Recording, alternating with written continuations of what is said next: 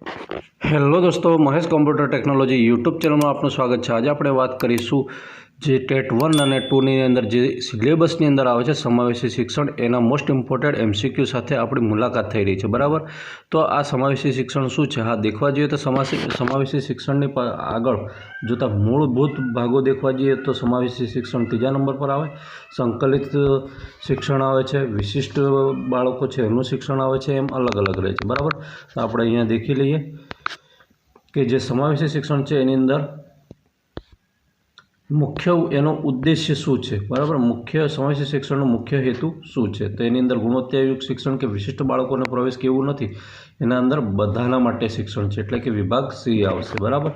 સમાવેશી શિક્ષણની ફિલસૂફી શું સૂચવે છે, એટલે કે એનો મૂળ એનું જે હાર્દ શું છે કે એની અંદર એવું છે કે પ્રણાલીએ બાળકની જરૂરિયાત મુજબનું એજ્યુકેશન છે એ બદલવાનું છે। હવે તમને કહી દેવામાં આવે કે જે મેં હમણાં બે સંકલિત વાળું જે વાત કરી, બરાબર। સંકલિત શાળા એટલે કે એવી વ્યક્તિ અથવા તો સંકલિતની અંદર એવું હોય છે કે જે બાળક હોય છે એની અંદર સિલેબસ કે મૂલ્યાંકન પદ્ધતિ ક્યારે બદલાતી નથી, બરાબર। બાળકને એમાં એડજસ્ટ થવું પડતું હોય છે। જ્યારે આ એવું છે કે આની અંદર બાળકના અનુરૂપ સિલેબસ ચેન્જ થતો હોય છે, બરાબર। એને શાળાની અંદર જે ભૌતિક સગવડોથી માંડીને ટોટલી વસ્તુ છે મૂલ્યાંકનની આ બધી, બરાબર, આ બધી જ વસ્તુ ચેન્જ કરવામાં આવતી હોય છે, બરાબર। એવી રીતે છે આની અંદર એટલે સુધી હોય છે કે વ્યક્તિગત શિક્ષણ સુધી પણ અંદર ઉતરી જતા હોય છે, એટલે સુધી નીચે આવી જતા હોય છે, આવું બધું છે।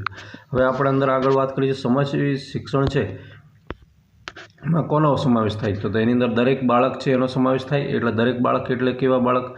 તો આપણે જનરલી ઘણા સમાવેશી શિક્ષણની મગજની અંદર એવી ગ્રંથિ હોય છે કે જે દિવ્યાંગ બાળકો છે, અરે એ નહીં ભાઈ, પ્રતિભાશાળી બાળકો છે એ પણ અંદર આવી જાય, એટલે કે દરેક પ્રકારના બાળક આવી જાય છે। પૃષ્ઠભૂમિ કે દિવ્યાંગતા ગમે તે હોય, ગમે તે દિવ્યાંગતાના પ્રકાર કુલ 21 છે। આ નામ જનરલી દેખવા જઈએ તો ABCDE કરીને આવે છે, તમને કદાચ ખબર હોય તો, બરાબર। એના પેટા પ્રકાર છે, મોસ્ટ ઇમ્પોર્ટન્ટ હોય છે, આ મેન યાદ કરી લેવાના। આ MCQ મારી પાસે અત્યારે આગળ આવશે તો હું વાત કરીશ। હવે પૃષ્ઠભૂમિ એટલે કે જે કેવા બાળકો છે કે દાખલા તરીકે કોઈ બાળકો બારકામ મજૂર વર્ગનું કોઈ પિતા સાથે જતા રહ્યા છે, બરાબર, એ બાળકો છે એ સિમ્પલ સ્થળાંતરિત બાળકો, બરાબર। અથવા તો કોઈ અમુક ભાષા સમૂહ છે એની અંદર અમુક બીજી અધર ભાષા સમૂહનું બાળક એ વિસ્તારમાં ભણવા આવી ગયું છે, આવા બાળકો, બરાબર। સ્થાનિક ભાષા કદાચ અલગ બી હોઈ શકે, આવું બની શકે। હવે અહીંયા વાત કરી દીધી છે RPW એક્ટ 2016 મુજબ કેટલી પ્રકારની દિવ્યાંગતા માન્ય કરવામાં આવી છે? તો 21 પ્રકારની। મેં હમણાં ABCDE બતાવીને બસ એની અંદર પેટા પ્રકારો આવે છે, બરાબર, એની અંદર આવે છે। હવે એની અંદર એના પછીનો 5મો પ્રશ્ન છે, કયા શિક્ષણમાં દિવ્યાંગ બાળકને સામાન્ય શાળામાં ગોઠવવામાં આવે છે પરંતુ પદ્ધતિમાં ખાસ ફેરફાર થતો નથી? કયું પ્રકારનું છે? સંકલિત શિક્ષણ। જનરલી આપણી આ બાજુ જે કોમન સ્કૂલો મળે છે ને એની અંદર આવું હોય છે કે ઘણી જગ્યાએ એમને એજ્યુકેશન સિમ્પલી સીધું આપી દેવામાં આવે છે। ઘણી જગ્યાએ જો બાળક દિવ્યાંગ છે એવું તમે SSAની અંદર કે એમાં દર્શાવવામાં આવે છે તો એના માટે સ્પેશિયલ એજ્યુકેટર જે શિક્ષકો છે એ શિક્ષકો મૂકવામાં આવતા હોય છે અને એ શિક્ષકો આવીને એને એ પ્રકારનું ટીચિંગ આપતા હોય છે, બરાબર। એ બાળકો જે પ્રકારે શીખવા માંગતા હોય એ પ્રકારનું ટીચિંગ। વિશિષ્ટ શિક્ષણમાં શું કરવામાં આવે છે? આ ત્રીજા નંબરનું આવ્યું, મેં વાત કરી હતી ને એની અંદર જ ત્રીજો। એની અંદર છે બાળકને અલગ શાળા કે વર્ગો આપવામાં આવે છે। હવે વિશિષ્ટ બાળક જે શિક્ષણ છે ને એ કેવા છે? આ બહુ હાઈ ક્વોલિફાઈડ વિદ્યાર્થીઓ પણ હોઈ શકે છે, એટલે કે બહુ પ્રતિભાશાળી વિદ્યાર્થીઓ હોઈ શકે છે કે જે એની અંદર અલગ રાખવામાં આવે એવું પણ બની શકે, અથવા તો એ બાળકો એવા પણ હોઈ શકે છે કે જે કોમન છે એના કરતાં એકદમ ડાઉન પણ હોઈ શકે છે, પણ જે સામાન્ય કરતાં થોડા અલગ હોય છે, બરાબર, એવા પ્રકારના બાળકો છે। સમાવેશી શિક્ષણમાં શાળા પ્રણાલીમાં કેવા ફેરફારની અપેક્ષા છે? તો એની અંદર એટલે કે કેવા પ્રકારના ફેરફાર કરી શકાય એની મેં હમણાં વાત કરી એમ અભ્યાસક્રમ એની અંદર બદલી શકાય, કોને અનુસંધાનમાં બાળક જે શીખે છે એને અનુરૂપ, બરાબર। પછી એની પદ્ધતિ બદલી શકાય, ભણાવવાની પદ્ધતિ ઘણી પ્રકારની હોય છે। આપણે મૌખિક સીધું ભણાવી શકીએ છીએ, ઘણા બાળકોને એવું લાગે તો જે સ્માર્ટ બોર્ડ છે એનાથી પણ ભણાવી શકાય, બરાબર, ICTના છે કે ગમે તે છે, બરાબર, એનાથી પણ ભણી શકાય। અને મૂલ્યાંકન પદ્ધતિ છે એમાં પણ ફેરફાર કરી શકાય, કદાચ બાળક લખવામાં જો એટલું સક્ષમ નથી તો એને મૌખિક બોલાડીને પણ આપણે જવાબ એક્સેપ્ટ કરી શકાય ને આ રીતે મૂલ્યાંકન કરી શકાતું હોય છે, ઓકે। એટલે આ રીતે એનું મૂલ્યાંકન થતું હોય છે। હવે બાળકોને દેખવા જઈએ તો મેં અહીંયા વાત કરી તેમ જે દૈનિક મજૂરોના બાળકો છે એ એનો શું ઉપાય છે, બરાબર. તો એ બાળકો હોય છે એને સમાવેશી શિક્ષણની અંદર હોય તો આ બાળકોને જનરલી મફત પુસ્તકો અને શિષ્યવૃત્તિ આપવામાં આવે અથવા અહીંથી પણ એક બીજું આગળ જતો રહું છું MDM એટલે કે મધ્યાહન ભોજન, બરાબર. આ વ્યવસ્થા હોય તો આ બાળકો સારી રીતે ભણી શકે અને એમને શું છે બહુ અગવડ ના પડે. જો પાઠ્યપુસ્તકોને આવું બધું મળી રહેતું હોય તો એ એડજસ્ટ થઈ જતા હોય છે, બરાબર. સામાજિક રીતે વંચિત બાળકો માટે શું જરૂરી છે? હવે સામાજિક રીતે વંચિત બાળકો કયા પ્રકારના છે તો જે આગળ આવશે. હવે એમના માટે ભેદભાવ રહિત વાતાવરણ છે. જે સામાજિક રીતે એટલે કે જે આપણે અમુક પ્રકારના પછાત બાળકો તરીકે અમુક પછાત જે છે એમ ગણવામાં આવે છે તેની વાત કરી છે. એ બાળકો છે જ્યાં રહેતા હોય ત્યાં એમને કોઈ પણ પ્રકારનો ભેદભાવ ન હોવો જોઈએ શાળાની અંદર અને એમની સાથે હળી મળીને વિદ્યાર્થી સમૂહ છે, શિક્ષકગણ છે એમણે રહેવું જોઈએ, બરાબર. એવું પ્રકારનું વાતાવરણ હોવું જોઈએ.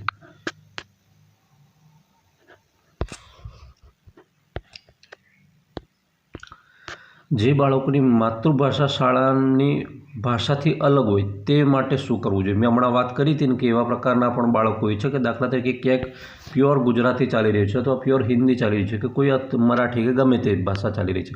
એ સમૂહ કે વિસ્તાર કે ત્યાં કોઈક બીજો કોઈ વ્યક્તિ છે એનું માન લો કોઈ જોબવાળી વ્યક્તિ છે, ગવર્મેન્ટ જોબવાળી, એની બદલી થઈ ગઈ, કોઈ ધંધાર્થે ત્યાં આવી ગયું અને રેસિડેન્ટ કરે છે અને પછી આ પ્રશ્ન ઉદ્ભવે છે તો કે બાળકને ભણાવવું છે તો શું કરવું? ત્યાં આ પ્રશ્ન ઊભો થાય છે. તો ત્યાં તેની માતૃભાષાને સન્માન આપવું જોઈએ અને ધીમે ધીમેથી તાલીમ આપવી જોઈએ. એટલે કે દાખલા તરીકે બાળક પ્યોર હિન્દી જ સમજી શકે છે, ગુજરાતીની વાત કરું છું, તો એ બાળકને ગુજરાતી એને આજુબાજુના વાતાવરણમાં રહેલા મિત્ર મંડળ છે એમાંથી ગુજરાતી શબ્દો એ વ્યક્તિ જાણે, બાળક જાણે અને શિક્ષકોએ પણ એની જે હિન્દી ભાષા ભલે બોલતું હોય તો આપણે એને થોડુંક હિન્દીમાં આપણી પણ લેંગ્વેજ ચેન્જ કરીને એને એ પ્રમાણે કન્વિન્સ કરીને એને આપણા શિક્ષણની અંદર વિશ્વાસ આવી રીતે કેળવીને ભણાવવાનું હોય છે, બરાબર. તમે જ્યાર સુધી એને અનુરૂપ પોતાને નહીં ઢાળો ત્યાં સુધી સમાવેશી શિક્ષણનો કોઈ મતલબ નથી. વંચિત બાળકો શિક્ષણથી શા માટે દૂર રહી જાય છે, બરાબર. તો જે વંચિત બાળકો છે શિક્ષણથી શા માટે દૂર રહી જાય છે?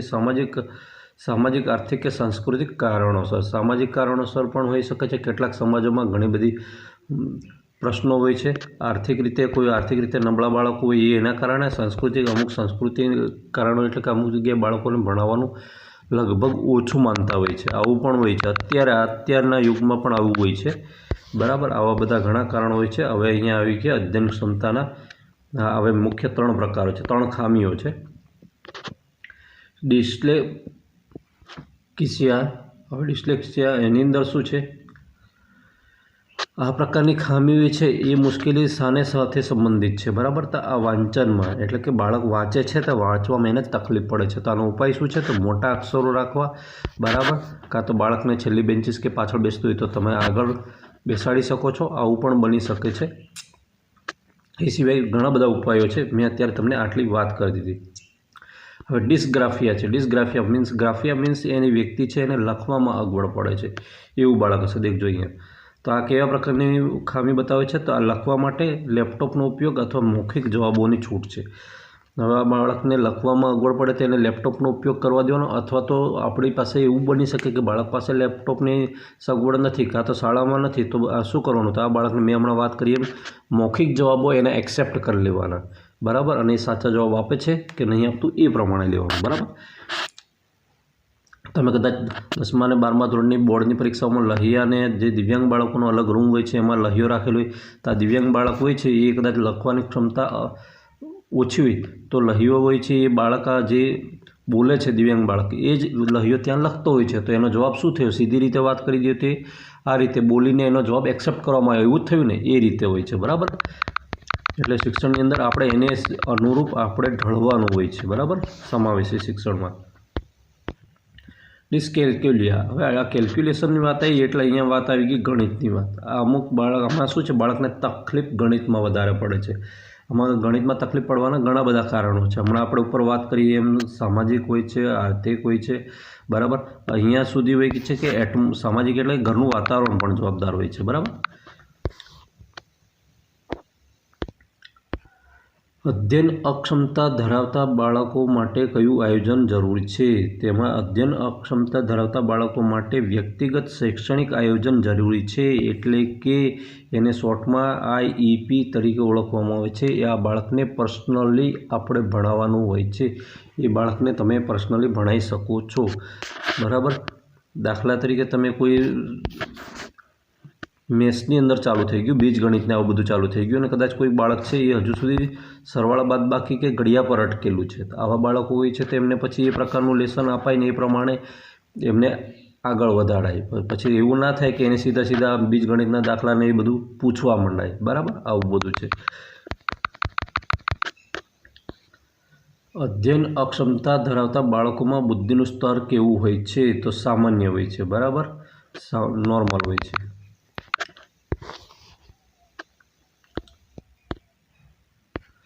કઈ પદ્ધતિ અધ્યયન અક્ષમતા માટે ઉપયોગી છે? તો બહુઇન્દ્રિય પદ્ધતિ.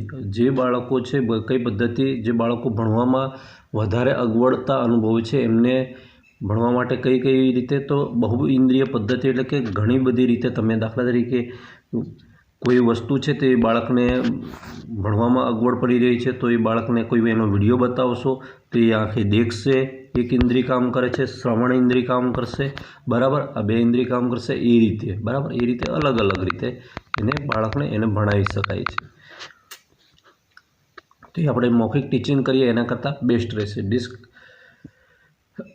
ડિસ્લેક્સિયામાં કયો જે ઉપાય છે વધારે મદદરૂપ થઈ શકે છે? એટલે કે જે આપણે દ્રષ્ટિમાં પ્રોબ્લેમ છે એમાં મોટા અક્ષર હોઈ શકે અથવા ઓડિયો બુક્સ. મેં હમણાં વાત કરી એમ વ્યક્તિને ઓડિયો બુક્સ આપવામાં આવે તો એ વિદ્યાર્થી એની અંદર. તમને ખબર છે અહીંયા સુધી મને ખબર છે કે જે લોકો ક્લાસ 1, 2 થાય છે ને એ લોકો પણ ઓડિયો બુક્સનો ઉપયોગ કરે છે. હા, એવું નહીં માનવાનું કે માત્ર આ સમાવેશી શિક્ષણની અંદર આવતા વિદ્યાર્થીઓ છે કે આ ગમે તે એમ માટે, એવું નથી. તમે એકવાર ટ્રાય કરી જોજો. શારીરિક અક્ષમતા ધરાવતા વિદ્યાર્થીઓ માટે શાળાનું માળખું કેવું હોવું જોઈએ? તો અક્ષમતા ધરાવતા બાળકો હોય છે એટલે કે અમને LD તરીકે ઓળખવામાં, લોકોમોટર ડિસેબિલિટી તરીકે ઓળખવામાં, જેમને રેમ્પ છે, લિફ્ટની અંદર સુવિધા હોય છે, સુલભ શૌચાલય એટલે કે દિવ્યાંગ બાળકો શૌચાલયની અંદર શૌચ કરી શકે એ પ્રકારની અલગથી વ્યવસ્થા હોવી જોઈએ, બરાબર. જે નોર્મલ કોમન હોય છે એ પ્રકારના નહીં. દ્રષ્ટિહીનતા ધરાવતા વિદ્યાર્થીઓ માટે કઈ સામગ્રી ઉપયોગી છે? તો એમના માટે તો બ્રેલ શું છે તમને ખબર છે? બ્રેલ એક લિપિ છે, બરાબર. અને એ ઓડિયો સામગ્રી પણ હોવી જોઈએ. તો એ વિદ્યાર્થીઓ, દ્રષ્ટિહીનતાવાળા વિદ્યાર્થીઓ છે, ટીચિંગમાં સારી રીતે ટીચિંગ કરી શકતા હોય છે. બ્રેલ લિપિ જનરલી આપણે આંગળીના ટેરવા હોય છે ને આમાં કાણા કાણા કરેલા હોય છે ચોપડીમાં, એમાં આંગળીના ટેરવાથી વિદ્યાર્થી આમાં હાથ ફરાઈને પછી ફોન્ટને, અક્ષરને ઓળખી શકે છે અને વાંચી શકે છે. આવું બધું હોય છે. અને છતાંય એ વિદ્યાર્થી શ્રવણ બંધનતાના જે ધરાવતા બાળક હોય છે એનો સમાવેશીનો શું મુખ્ય ઉપાય છે? જેમને સાંભળવામાં તકલીફ છે એમને સાંકેતિક ભાષા કે દ્રશ્ય સાધનોનો ઉપયોગ કરવો જોઈએ. એટલે કેટલીક વસ્તુ જે શ્રવણમાં પ્રશ્ન છે તો એમને સાંકેતિક ભાષા એમની કદાચ તમે સમાચારની અંદર સમાચાર દેખ્યા હશે કે જે એમના કેટલાક પ્રકારના સમાચાર આવે છે જે સ્પેશિયલ સાંકેતિક દિવ્યાંગ બાળકો કે દિવ્યાંગ વ્યક્તિઓ હોય છે એમના માટેના હોય છે, એ હોય છે, બરાબર. અને દ્રશ્ય સાધનો કેટલા છે કે જે ફિઝિકલી દેખાડવામાં આવે ને એનાથી એને પ્રેક્ટિકલી આઈડિયા આવી જાય, બરાબર. એને સાંભળવાની કોઈ જરૂર પડે નહીં અને સીધો કોન્સેપ્ટ ક્લિયર થઈ જાય એવું. બૌદ્ધિક અક્ષમતા ધરાવતા બાળકો માટે શિક્ષણમાં શેના પર ભાર મૂકવો જોઈએ? બૌદ્ધિક અક્ષમતા ધરાવતા બાળકો માટે જીવન કૌશલ્ય અને પુનરાવર્તન. હવે બાળકોને જેમને વધારે યાદ નથી રહેતું, આવું બધું પ્રોબ્લેમ હોય છે, તો એ બાળકો વધારે એ જે તે ટૉપિક હોય એનું વારંવાર પુનરાવર્તન કરે એવી અપેક્ષા રાખવી જોઈએ. દાખલા તરીકે તમને કદાચ ખબર હોય તો ઘણી શાળાઓમાં પ્રાર્થના પૂરી થયા પછી ઘણા બાળકો જે હોય છે નાના પ્રાઇમરીના કેવા હોય છે તો ઘડિયા ગાન કરતા હોય છે. મતલબ કે એકાદ છે, 11 છે બોલતા હોય છે, અથવા તો સ્કૂલ છૂટવાનો થોડોક સમય બાકી હોય, 5-10 મિનિટ બાકી હોય તો 1 થી 2 વખત ઘડિયા ગાન કરી દેતા હોય છે. તો આ બધી વસ્તુ શું છે? તો આ બધી વસ્તુ આ રિવિઝન કરાવે છે વારંવાર. તેમાં આવા અમુક બાળકો કદાચ નબળા હોય ને તે બાળકો કેચઅપ થઈ જતા હોય છે ને કોમન બાળકની હારે લેવલમાં આવી જતા હોય છે, બરાબર.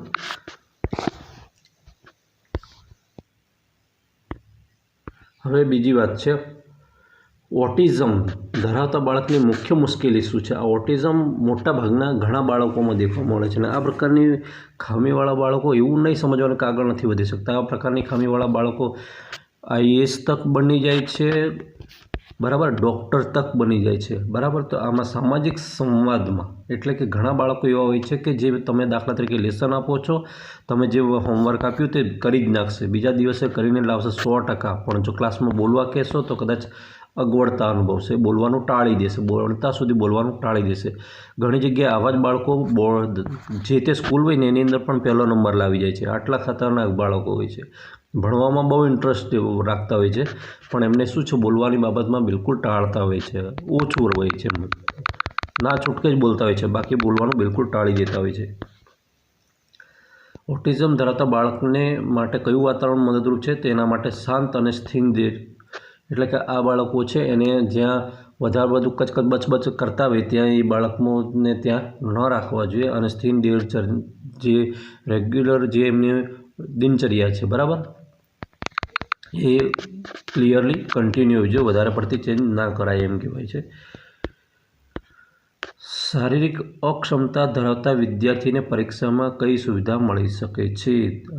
તો શારીરિક અક્ષમતા ધરાવતા વિદ્યાર્થીને પરીક્ષામાં લહિયાની રાઇટરની સુવિધા મળી શકે છે, બરાબર. એના માટે બાળકે પરીક્ષાની અંદર જાણ કરવી જોઈએ જે તે શિક્ષકે કે અમારું જે બાળક છે, વિદ્યાર્થી છે, એ આના માટે સક્ષમ નથી, તો એ ત્યાંથી પરમિશન મળી જતી હોય છે. અહીંયા સુધી તો બોર્ડમાં પણ મળી જતી હોય છે અને વર્ણનાત્મક એક્ઝામ હોય તો એમાં પણ મળી જતી હોય છે. સ્પર્ધાત્મકની અંદર પ્રતિભાશાળી બાળકની મુખ્ય જરૂરિયાત શું છે? તો પ્રતિભાશાળી બાળકની મુખ્ય જરૂરિયાત શું છે? સંવર્ધન છે અને પડકારજનક પ્રવૃત્તિ. મેં હમણાં બાળકોની વાત કરી હતી ને, એની અંદર અમુક વિશિષ્ટ બાળકો હોય છે, એમાં આ પણ આવી જાય કે અમુક બાળકો છે એની કેળવણી આપણે બેસ્ટ કરવાનો ટ્રાય કરવો જોઈએ, એમને શું જરૂર છે આપણે એ કરતા રહેવું જોઈએ. ઘણા બાળકોને ઓછી ઉંમરમાં પણ ઘણા બધા મોટા પ્રોબ્લેમો સોલ્વ કરી દેવી એવી વાત કરતા હોય છે, બરાબર. તો એ આ બધું છે, એ બાળકો એ કયા આ વિશિષ્ટ પ્રકારના બાળકો હોય છે. અને આ જે બાળકો છે પડકારજનક પ્રવૃત્તિ એટલે કે અમને મોટા પ્રોજેક્ટ બનાવવાના આપી દેવાના, કે જે વર્તમાન દાખલા તરીકે આપણે વિજ્ઞાન મેળો ક્યાંક બહાર જવું છે તો વિજ્ઞાન મેળાની અંદર કોઈ પ્રોજેક્ટ રચવો છે તો એ આ પ્રોજેક્ટ પ્રવૃત્તિમાં આ લોકોને સામેલ કરી દેવાના, આવા બાળકો હોય છે એમને. તો એ બાળકોને વધારે ઉત્સાહ થતો હોય છે અને એમને જે ભણવાનું એ છે એ અવરોધ થતો નથી, બરાબર, એની અંદર અવરોધ આવતો નથી અને બાળકોને જે વિકાસ છે અટકી શકતો નથી. પ્રતિભાશાળી વિદ્યાર્થીને કયા પ્રકારના અવસર આપવા જોઈએ? તો નેતૃત્વની તક આપવી જોઈએ. હવે આ બાળકો છે એમને આવી તક આપવી જોઈએ. અને પછી બીજું પણ વસ્તુ છે કે ઘણી વખત આવા બાળકોને ક્લાસની અંદર મોનિટરને આવું બધું રાખવા જોઈએ, અથવા તો દાખલા તરીકે તમે કોઈ નિબંધની નોટો કે છે કે પ્રયોગ પોથી છે કે નકશા પોથી છે કે ગમે તે જે છે, બરાબર, આ જે કયા બાળકો આપે છે કે આની આખી કયા બાળકોએ નથી આપી, આવું એમને ધ્યાનમાં રહે, આવું બાબતનું એક નેતૃત્વ થોડુંક પર્સનલી આપી દેવો તો એ શું છે, બાળકો એને આખું હેન્ડલ કરી જતા હોય છે, આવા બાળકો હોય છે અને મોટા થઈને આ જ વિદ્યાર્થીઓ આગળ જતા હોય છે. પ્રતિભાશાળી બાળક એવું નથી. પ્રતિભાશાળી બાળકો સામાન્ય કરતાં કેવી રીતે શીખે છે? તો પ્રતિભાશાળી બાળકો છે ઝડપથી ને વધુ સર્જનાત્મક રીતે શીખે છે. એટલે કે ઘણી બાબત એવી છે કે આપણે 1 થી 2 વખત કહીએ તો આ 1 વખતમાં કે 2 વખતમાં શીખી જતા. ઘણા બાળકોને આપણે વારંવાર કહેવા છતાં નથી શીખતા હોતા. અને અઘરી બાબતો છે, દાખલા તરીકે અત્યારની ભાષામાં વાત કરી દઉં તો દાખલા તરીકે તમે કોડિંગ શીખવાડતા હોય તો ઘણા બાળકોને કોડિંગ પ્રત્યે સખત નફરત હોય, મેથ્સ શીખવાડતા હોય તો એના પ્રત્યે સખત નફરત હોય. તો આ બાબત છે, આવી બાબતમાં પણ આ વ્યક્તિઓ જે શીખી જતા હોય છે, કયા પ્રતિભાશાળી બાળકો છે એને એક્સેપ્ટ કરી લેતા, તમે શું કહેવા માંગો છો એને એ અન્ડરસ્ટેન્ડ કરી લેતા હોય છે, એવા બાળકો હોય છે. ગણિતમાં રસ ધરાવતા પ્રતિભાશાળી વિદ્યાર્થી માટે યોગ્ય ઉપાય કયો છે? તો ગણિતમાં રસ ધરાવતો પ્રતિભાશાળી વિદ્યાર્થી તેને અધ્યયન ગણિતના પ્રોજેક્ટ્સ આપવા જોઈએ, બરાબર, આવું કરવું જોઈએ. પ્રતિભાશાળી બાળકો માટે કયો અભ્યાસ ઉપયોગી બને છે? તેમના માટે સર્જનાત્મક અભ્યાસ ઉપયોગી બને છે. સર્જનાત્મક અભ્યાસ એટલે કે કલા છે, વિજ્ઞાન પ્રોજેક્ટ છે, મેં હમણાં વાત કરી એમ કલાની અંદર પણ ઘણું બધું આવી જાય છે, એવું કશું નથી. કલા મીન્સ આર્ટ્સ છે, જે તમે ડ્રો પેઇન્ટિંગ કરો છો કે આ બધી ચીજ વસ્તુઓ કરો છો ને, તો આમાં કયા પ્રકારનું ચેન્જ લાવવાથી આપણે બધાથી અલગ કલા જનરેટ કરી શકીએ, બનાવી શકીએ, સર્જન કરી શકીએ, આવું બધું એમનામાં અલગ અલગ જોરદાર બુદ્ધિ હોય છે. સમાવેશી શાળાની મુખ્ય લાક્ષણિકતા શું છે? તો સમાવેશી શાળાની મુખ્ય લાક્ષણિકતા ભૌતિક સુલભતા અને સ્વીકૃતિનું વાતાવરણ એટલે કે બાળક જેમ રહેવા માંગે છે એ પ્રમાણે અનુરૂપ ઢળી જવું, બરાબર, એવું વાતાવરણ સર્જન કરવું. અને ભૌતિક સુલભતા એટલે કે બાળકોને જે ભૌતિક સગવડોની જરૂર પડે છે એ બધી વસ્તુઓ ત્યાં હોવી જોઈએ, કે એનો ઉપયોગ એટલે કે એ વસ્તુઓ ત્યાં અવેલેબલ કરવી. સમાવેશી શાળામાં કયા કક્ષની સુવિધા હોય છે? તો સમાવેશી શાળા હોય છે એમાં સંસાધન રિસોર્સ રૂમની સગવડ હોય છે. સમાવેશી શાળા માટે શું જરૂરી છે? તો સમાવેશી શાળા છે એમાં વાલી અને સમુદાયની ભાગીદારી પણ જરૂરી છે. એવું નથી કે સમાવેશી શાળામાં માત્ર જે શાળા છે ને શિક્ષક છે એ એટલા જ અંદર પરફોર્મ કરી શકે, એવું નથી. એમાં વાલીનો પણ સહકાર હોવો જરૂરી છે, તો બાળક જોઈએ એટલું બાળકનો વિકાસ થઈ શકે. સમાવેશી શાળાનું વાતાવરણ કેવું હોવું જોઈએ? તો સ્વીકૃત અને સન્માનવાળું. હવે સ્વીકૃત તો ખરું ને, સન્માનવાળું એટલે કે આની અંદર સમાવેશી શાળામાં ઘણા અલગ અલગ પ્રકારના બાળકો હોઈ શકે છે. એવું નથી, જે અલગ અલગ પ્રકારના બાળકો હોય છે એમને સન્માન કોઈ ઉતારી પડાય કે કોઈને આમ ઈગો હર્ટ થાય કે આવું કશું કંઈ આપણે પ્રવૃત્તિ એક્ટિવિટી ત્યાં કરવાની હોતી નથી. બાળકને દુઃખ પહોંચે એવી કોઈ પણ પ્રવૃત્તિ ત્યાં. સમાવેશી શાળાનો અભ્યાસક્રમ કેવો હોવો જોઈએ? તો લવચિક હોવો જોઈએ. કેવો હોવો જોઈએ? લવચિક. આ મોસ્ટ ઇમ્પોર્ટન્ટ છે, પરીક્ષામાં પૂછાય એવો છે. હવે હમણાં વાત કરીએ એમ લવચિક અભ્યાસક્રમ એટલે કે બાળકને અનુરૂપ અભ્યાસક્રમ હોવો જોઈએ.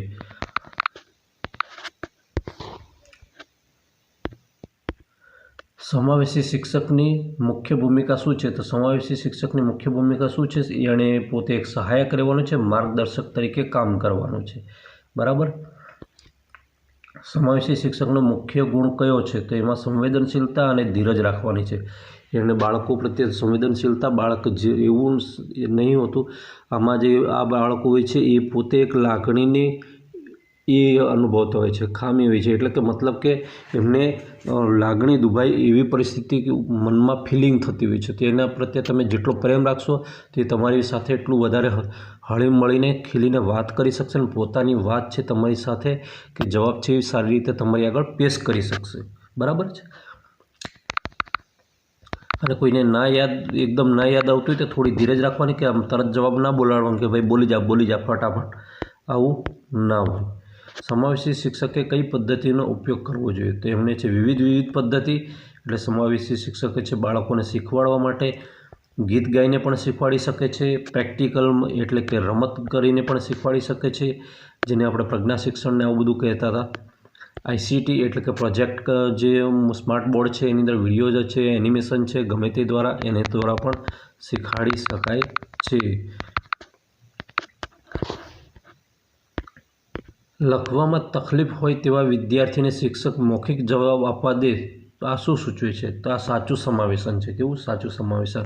આ પ્રકારનો પરીક્ષામાં પ્રશ્ન પૂછી નાખે, તમને ગોળ ગોળ ફેરવી નાખે.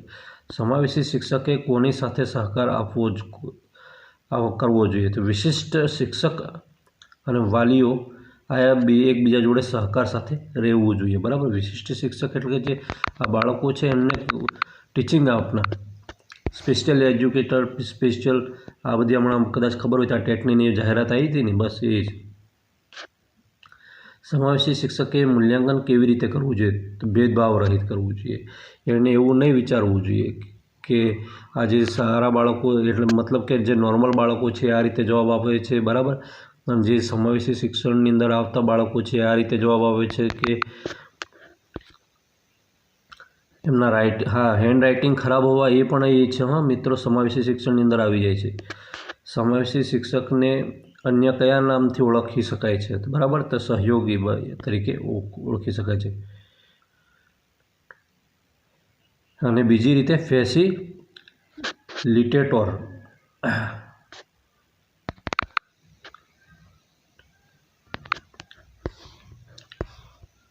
હવે બીજા કેટલાક સવાલો એવા છે કે સમાવેશી શિક્ષણમાં વિવિધતાને શું માનવામાં આવે છે?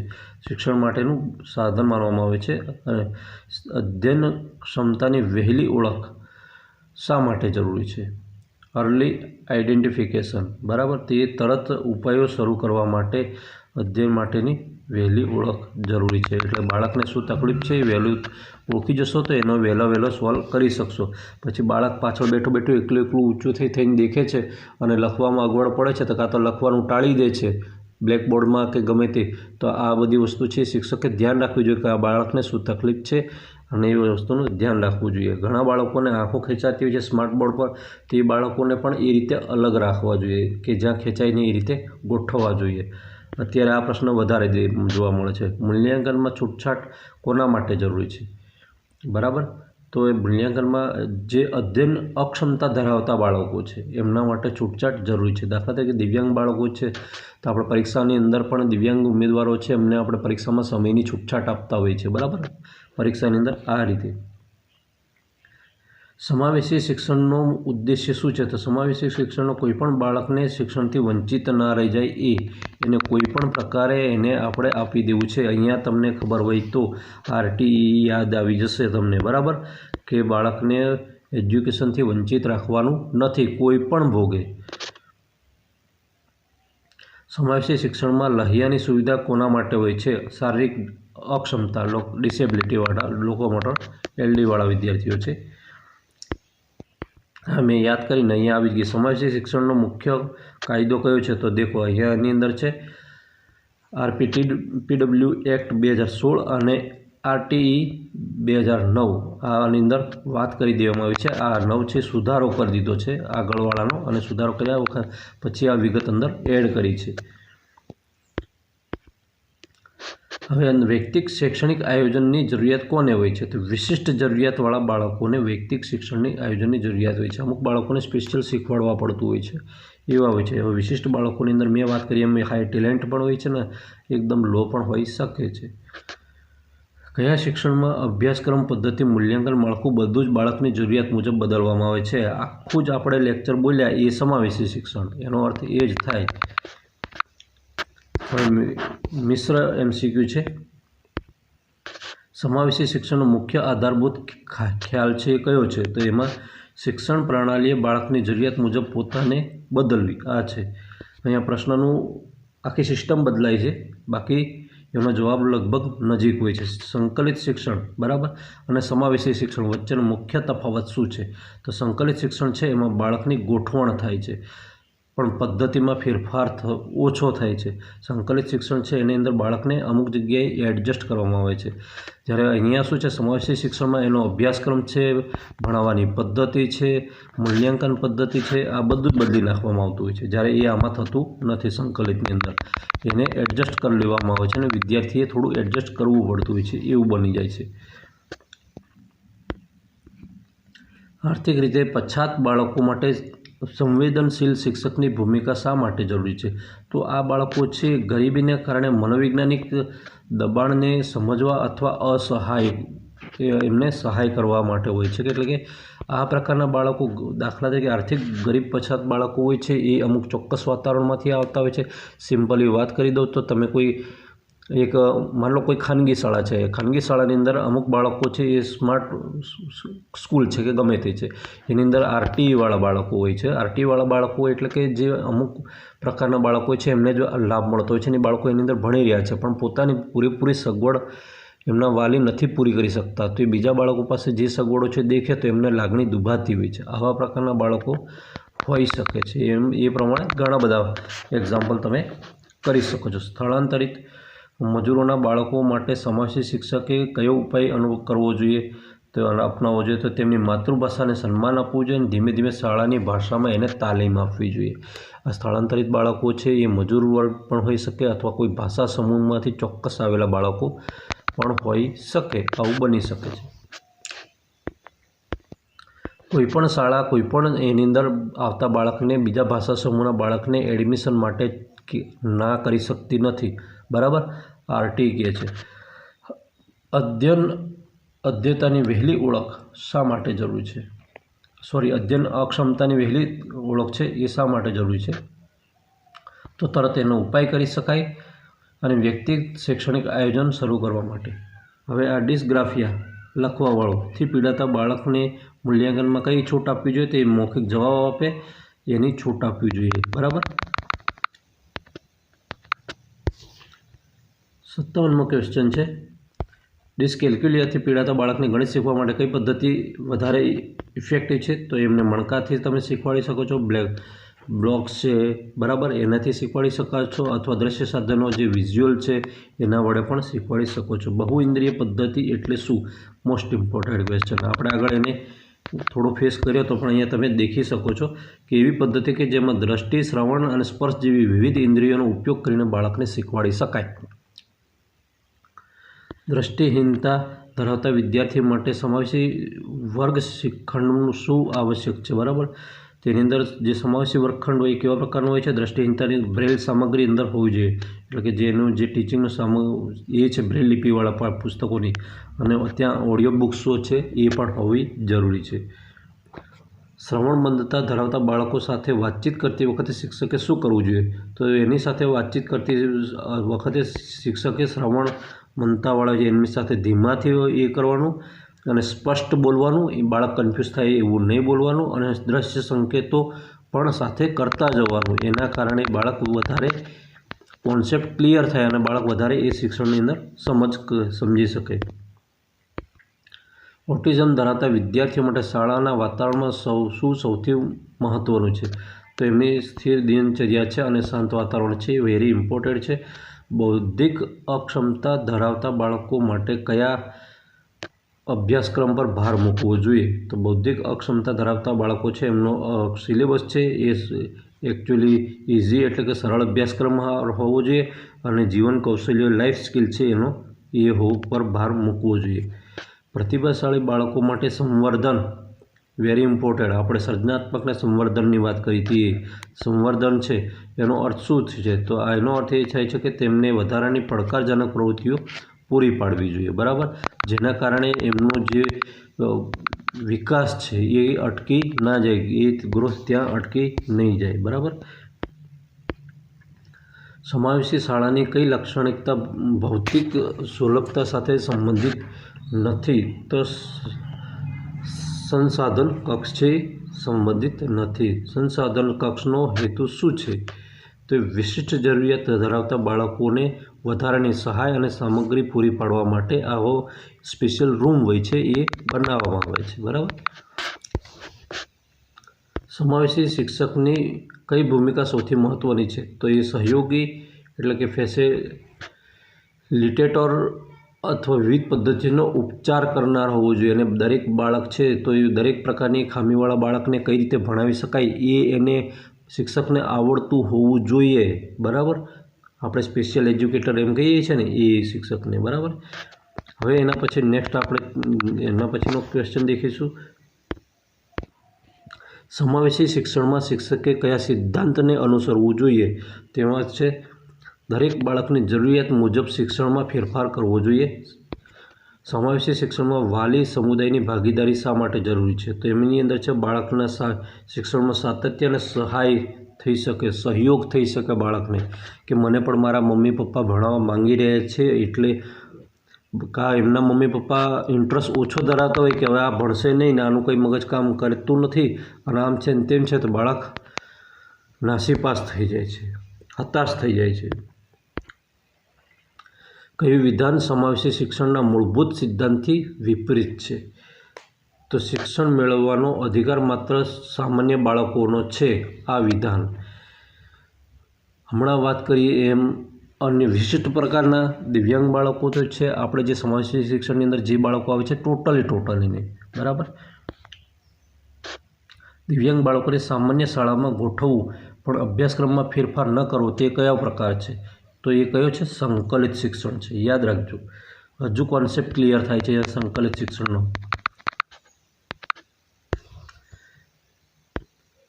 કઈ દિવ્યાંગતામાં બાળકને વાંચનમાં તકલીફ થાય છે? બરાબર. તો વાંચવામાં તકલીફ થાય છે એ ડિસ્લેક્સિયામાં તકલીફ થાય છે. બરાબર. એના માટે આપણે વાત કરી હતી એમ આઈસીટીના એ હોવા જોઈએ, કાં તો મોટા અક્ષરથી લખવું જોઈએ, વગેરે વગેરે. પ્રતિભાશાળી અથવા બાળકને નજીક બેસાડો, બોર્ડ છે કે એ છે એની નજીક બેસાડો. પ્રતિભાશાળી બાળકને સમાવેશી વર્ગખંડમાં કઈ તક આપવાથી તેનો વિકાસને વેગ મળે છે? તો એને કયો પ્રકારનું આવવું છે? પ્રતિભાશાળી બાળક હોય છે એને નેતૃત્વની તક આપી દેવાની, મોસ્ટ ઇમ્પોર્ટન્ટ. અન્ય વિદ્યાર્થીઓને માર્ગદર્શન આપવાની. ઘણી વખત એવું થઈ જાય કે આ વિદ્યાર્થીને સારું એવું આવડતું હોય, દાખલા તરીકે કોમ્પ્યુટર્સ છે એ બરાબર, તો એ બહુ સારું ફાવતું હોય, મેથ્સ સારું ફાવતું હોય, તો એ બાળકોને અમુક સમૂહ છે, અમુક ચોક્કસ ટોળી છે, એટલે કે તારે આ 10 બાળકો છે એને ગાઈડ કરવાનું કે આવું બધું જે નબળા હોય કે ગમે તે તેને મદદરૂપ થવાનું એવું એને તમે કામ સોંપી શકો છો. તો એ બાળક શું છે એ એનું જે સ્કિલ છે એનો એથી વધુ ડેવલપ કરી શકે છે અને એની સ્કિલને સંવર્ધન મળી શકે છે, પોષણ મળી શકે છે. સમાવેશી શિક્ષણને સફળ બનાવવા માટે શિક્ષકમાં કયો ગુણ હોવો જોઈએ? તો સંવેદનશીલતા અને ધીરજનો હોવો જોઈએ. હવે અહીંયા વાત કરી છે RPW 2016 કયા વર્ષમાં દિવ્યાંગતાના અધિકારો માટે લાગુ કરવામાં આવ્યો? તો આ 2016 છે એટલે અહીંયા 16થી જ ખબર પડી જાય. એના પછીનો નેક્સ્ટ ક્વેશ્ચન છે કયું પરિબળ સમાવેશી શિક્ષણમાં વિવિધ પરિવેશ ધરાવતા અધ્યયતાનું ઉદાહરણ છે? તો શહેરી ઝૂંપડપટ્ટી વિસ્તારના બાળકો છે એ સમાવેશી શિક્ષણનું જે અધ્યયતા છે એનું બેસ્ટ ઉદાહરણ છે. ઘણી એવી ઝૂંપડપટ્ટીના બાળકો હોય છે કે જેમને ભણવાની જગ્યાએ પોતાની રોજીરોટી એટલે કે 2 ટાઈમ જમવાનું મેળવવા માટે પણ ફાફા પડતા હોય છે, એવા બાળકો હોય છે. અને એવા બાળકોને આપણે ભણવામાં કઈ રીતે હેલ્પફુલ થવું એના વિશેની વાત આપણે સમાવેશી શિક્ષણની અંદર આવરી લેવામાં આવી છે. ઓકે મિત્રો, વિડીયો ગમે તો વિડીયોને લાઇક કરજો, ચેનલ પર ન હોય તો ચેનલને સબસ્ક્રાઈબ કરવાનું બિલકુલ નહીં ભૂલતા. ફરી મળીશું આવી જ માહિતી સાથે. જય હિન્દ.